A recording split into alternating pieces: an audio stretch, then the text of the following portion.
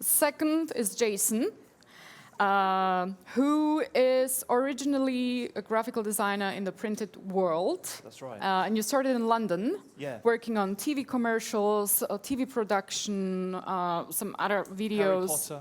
Harry Potter. Yeah. Oh, very British. Yes. Yes. Couldn't be any more British. And then you moved to Vienna, started to Yes. work for Nexar, and became a UX UI designer. That's and now you right. work with Fonda. That's Right. correct. What I Yeah. love about the talk that you are about to get a listen to is that Jason is going to talk about a unique, bold, and innovative design process. So I'm really looking forward to it. Really excited. Stage is yours. Welcome. Let's hope I live up to that.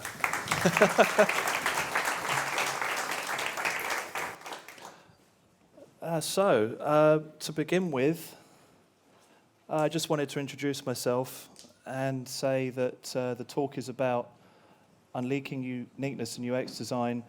And basically, as you can see from the text, we're in a fast-paced digital world.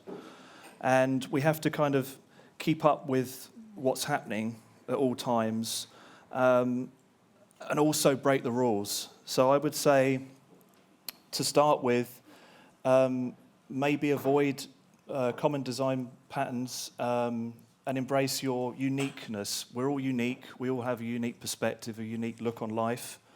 And that enables us to create memorable experiences that are from us, from the human-centered point of view.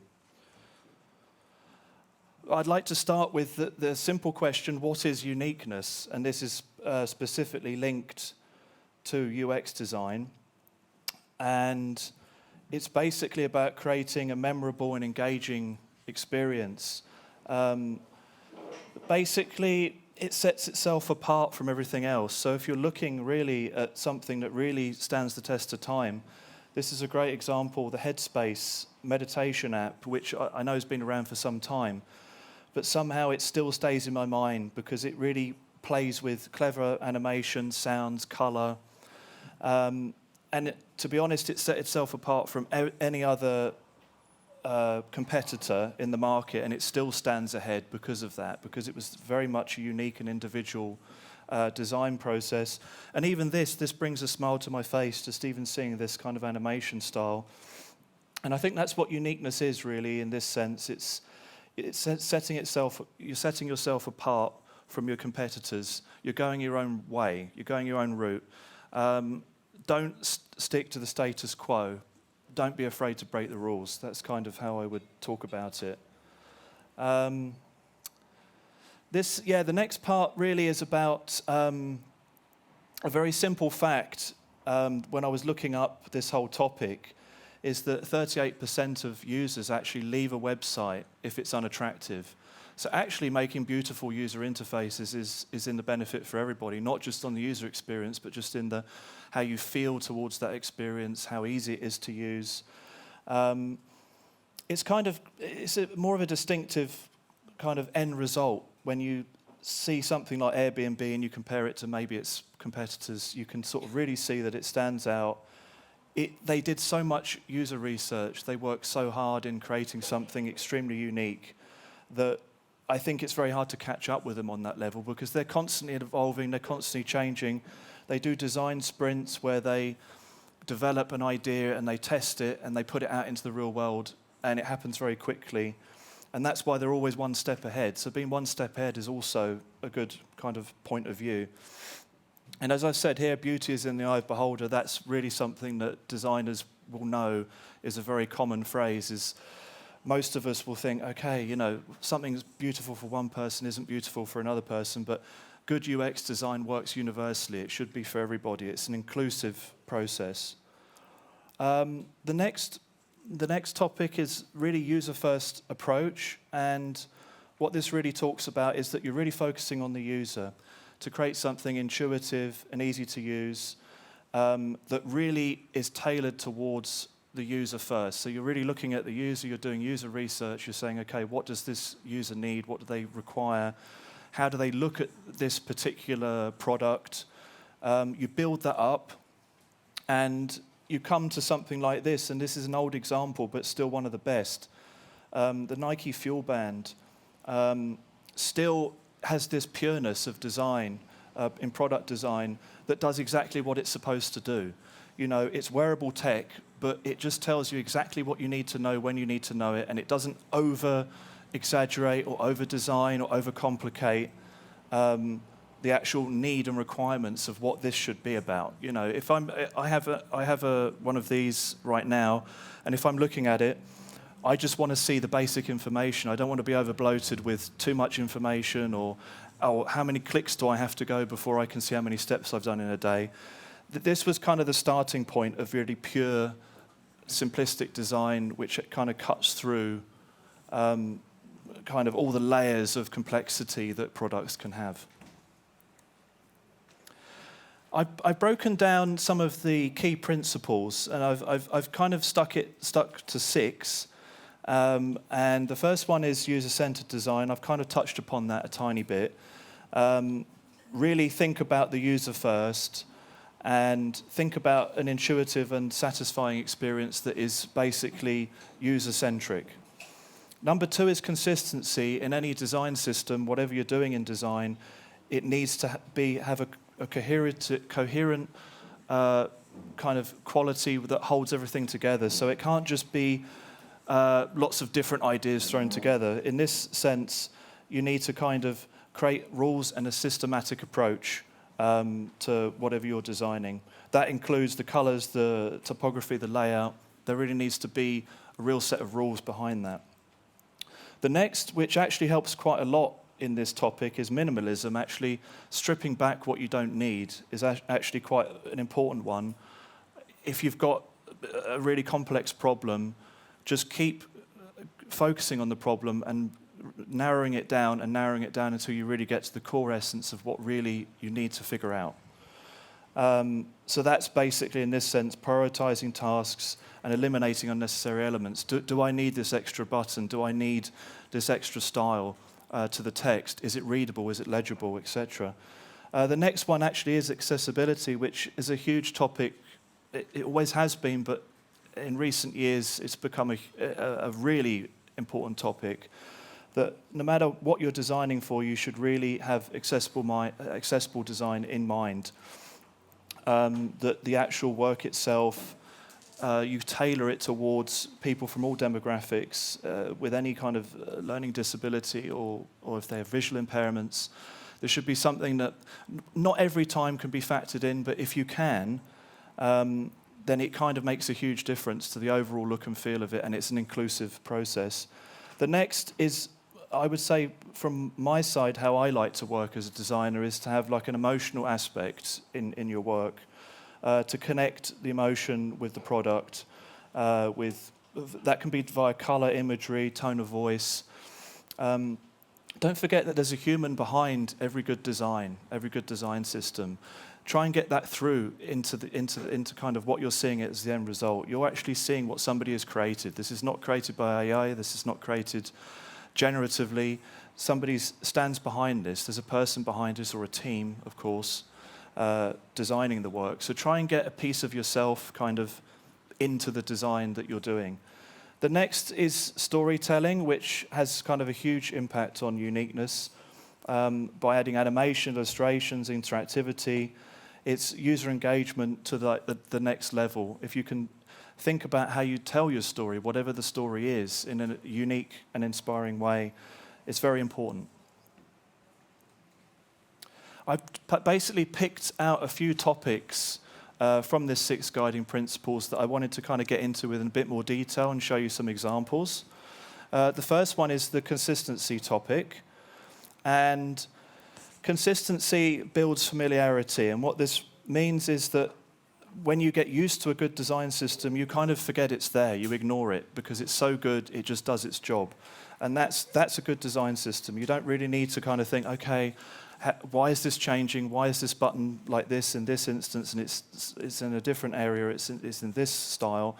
I mean, Apple is the best example for that, in this example, because they have a very coherent, cohesive design system that is familiar, and it's very easy to use, and it's very scalable.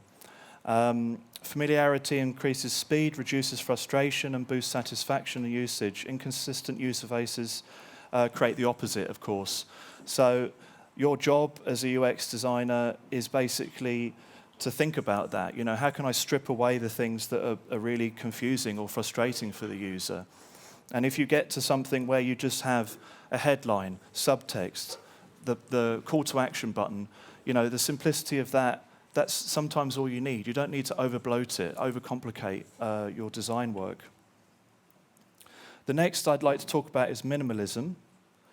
A topic that I like to kind of involve in my work quite a lot is simplicity, to really bring simplicity into it, to reduce the visual noise of what you're designing, remove unnecessary elements, focus on the core functionality of your product.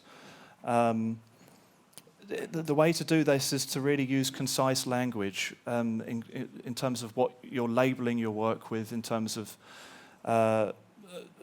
if you have a user interface that has kind of wording that is very hard to kind of understand, or something that universally won't be understood, forget it. So you've got to avoid the jargon, the technical terms that may confuse users. And you can do this via testing, of course. You can either do internal testing or testing on a larger scale, control groups. The graphic here shows that UX is kind of in the center here, but there's lots of kind of topics that kind of touch upon it that obviously is connected to simplicity and uniqueness, but they're things that we always have to have in mind. So one of those factors is the business goals. What's the real goal of what you're trying to produce here? Always have this in mind. Always have your technical restraints in mind. Don't overshoot. You know, it's good to kind of think broader and to think bigger, but then you also have to scale it to something that's possible, that can be a reality, especially within a budget, for example. And think about the user needs. This is the most important thing a lot of the time with good UX. You know, really put yourself in the role of the user, and you will see where the pitfalls are. You know, you really need to take yourself out of the project and go into it as if you're a new user to your product. And this is a kind of a good approach. Accessibility, as I mentioned before, I just wanted to go into that in a bit more detail. Obviously, creating accessible designs improves the experience for both disabled and non-disabled individuals. So that's what I tried to say earlier, was that it really benefits everybody if you can design something that's accessible and has, you know, you have a thought about the contrast levels, the alternative text, the kind of images you're using, and because this improves obviously search engine optimization, for example, but it also just makes the user experience so much easier. If you're actually flowing through and you can actually see, okay, this is an easy thing to click on, I can understand this. You know, we did something, this is a project that I worked on personally for Diakonie, and we really put that into the forefront of thinking about the user and thinking about big, bold typography, very clickable buttons. You know, the whole style throughout was this big, bold, colorful design, which was throughout. You know, we didn't stop. You know, we kept everything clickable, everything was kind of accessible, you could see everything. Very simple structures as well. So it was a very interesting project to understand what accessibility actually meant to this project. And it was basically a lot of testing to see, okay, what kind of headline style do we need for somebody that might have a visual impairment, for example. So this is where we came to, this kind of look and feel, which, as I say, was a very bold style. The next topic, yeah, as I touched on earlier again, is the emotional design. Try and create memorable experiences. Uniqueness comes across in many ways, you know, but it really comes through in, you've got to be empathetic, you know, in your design process. Be innovative, kind of, if you can exceed the expectations of what anybody's expecting. I mean, it's kind of great if you come across something, for example, here, you know, we have this kind of really nice kind of moving type, and then we have kind of real world physics kind of involved, you know, or you have, you know, horizontal scrolling that does a storytelling. You know, really try and sort of push the envelope of what's possible, you know, in your mind. You know, don't just stop on the piece of paper. Actually develop, work through ideas. And I think that this, in the end, makes you stand out. You know, you stand out from the crowd if you have this approach. You know, you foster more loyalty, and you kind of, you're kind of one of a kind if you kind of work in this way of not trying to just copy the next person. Try and be an individual. Stick to that. The next, obviously, it kind of like, obviously works in tandem to what I've just said, but don't be afraid to experiment. You know, really try lots of different versions. Don't give up kind of on the first thing that you do. The best way to come up with anything is just to be quite throwaway with your design approaches. You know, come up with something, yes, that works, but can I do something else? Just keep working through it and keep everything. What I do is I keep all my ideas, all my mistakes, and I have a huge file full of hundreds and hundreds of ideas and modules and things that didn't quite work out. But it's kind of like a toolkit for, okay, for another project that might work. You know, don't throw anything away at the same time, but also experiment.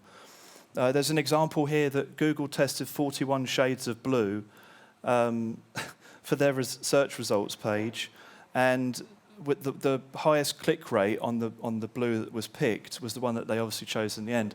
So, you know, sometimes you have to go through some of these processes to get to the best result. You have to really try and test and don't kind of just stop and give up. You know, you've got to, you know, maybe in this instance it's quite a boring topic, but at the end of the day it really helped the product, you know, on the highest level in the end. So yeah, I'd like to say like the key takeaways really. I feel personally that uniqueness is key in UX design, and to stand out from the competition is something that I think we should all work towards.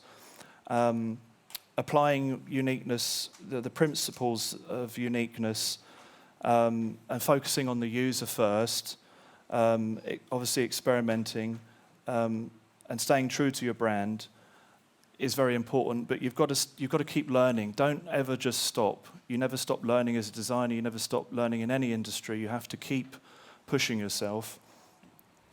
Yeah, and I would say, you know, whenever you're stuck, look out into the wider world.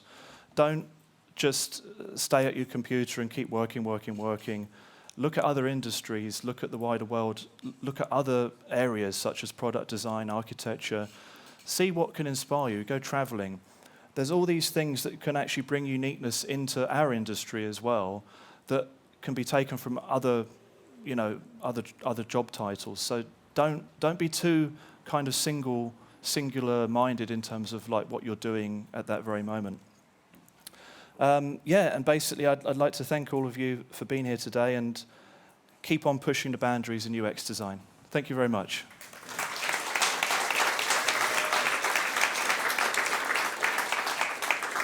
I'm actually early. Yes, it's not like me. You are. I love it. It's not like me. Questions? There is one. A microphone, sorry. Thank you very much. My name is Olivier. I have a question because I really like what you're saying, but I work in a finance company which is doing banking, insurance, pensions, very boring. Yes. With a very difficult and broad target group, which doesn't like experiments at all, actually. Yeah. And it's a quite serious business, so we try to get it, actually we try to move from an elderly target group to a younger target group, but it's very hard to get the elderly existing target group to that younger kind of way of interacting with products. How do you see how we can reach the uniqueness in this process?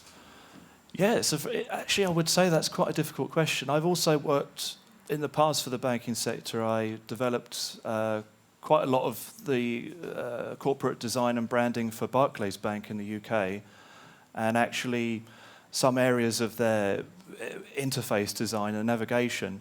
And maybe to come back to what you said a little bit, actually what we decided to do was we did actually have a focus group on an older demographic. So we went for the 60 plus. And our whole approach to how we redesigned that whole area of navigation was based on how they were using the website and where they had the pitfalls and confusions. So I wouldn't necessarily say that we brought in uniqueness there in the broader sense, but in terms of creating an extremely usable experience for them, we did. So, I mean, I would just say that would probably be the approach is, as I said before, like with the actual focusing on the user, if you're trying to target those two groups, yeah, it's tricky. I don't know. I'm trying to think how you would do that in a way where you can do that in one foul swoop, because normally you would obviously be targeting, more of one area than another. Yeah, I can give an example on this. I work for a Dutch company. Yeah. And in Dutch, we have two different ways to talk to someone, which is older, we always say u. To younger people, we say je. And then we try to move the app to je for everyone. And then the older people, or some people were saying, since when do you talk to me like we know each other or something like that. So these things are very difficult. I think actually something that's just come to mind actually is George banking that we have here, which is very innovative, and actually it really speaks to people, and it has a personal voice and personal tone. The way I would maybe approach it, especially with the banking industry, is to have this individual approach. So if an older user kind of logs in, then maybe it greets them in a way that they're kind of used to and that they can accept, and vice versa if it's a younger target group. So maybe you tailor the user interface to your audience. Yeah, we thought about that actually, but we thought about maybe using AI to see how someone would like to be talked to. That's the other thing. It's actually developing a tone of voice that people can respond to, and it doesn't sound so artificial. I think that's the hard part as well, is actually sounding as if you're actually talking to somebody in the real world. Thank you. There is a question from a colleague. It's sneaky, right? It's not that sneaky, you think? Hi, Jason. Depends on the question. I don't know. Well, it depends on the question. So regarding the accessibility topic, so from your knowledge on current state of the art, is there like general obligations coming regarding making content accessible for people, and to avoid, for example, having disadvantages for people with eye stuff, or I don't know, when buying things on the internet? Like, are there general obligations coming? We do, there's a lot of rules and accessibility rules, and some of the basics fall into single A, double A, triple A, and that actually factors in all of the certain aspects, such as transparency, the kind of colours, the typography scale. That's kind of like your basic rule settings. But then you can go through a website using your tab, and that actually selects different aspects of the website, and it's also labeled. And so you have this way of actually going through with another electronic device, but people that can't use a keyboard traditionally, they can actually go through the website and it can actually read out what you're looking at. So it's a lot deeper in terms of how you have to explain, and you have to obviously talk about a picture and describe it as somebody's going through it. Okay, thanks. Yeah. It's good. I've got a lot of questions. I like this. It depends on the question, though.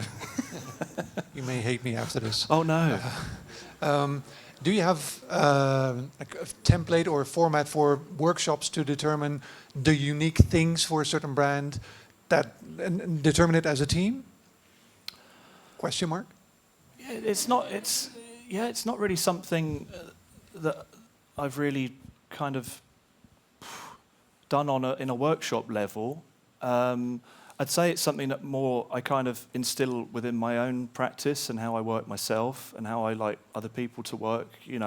People that I connect with more are the ones that have this unique approach and want to push the boundaries and don't want to just do what everybody else is doing. I think that's kind of more my scope. But I wouldn't say I've ever kind of thought about turning that into a workshop. I mean, the idea is a great one, because actually there you can kind of really see the pros and cons of all these different areas, and you can see the grey areas. And I think getting a broader spectrum of what uniqueness means is actually very important. Because right now, I'm talking from purely my own personal perspective of uniqueness in terms of design. But if everyone here talks about uniqueness, it's going to mean something different to everybody to a certain degree. So I do see the value in that, actually. So. No, it's okay. The closer I get, the better it is. Do I jump off now? Unfortunately, no more time for questions. Jason, thank you very much for your talk. Thank you. Thank you.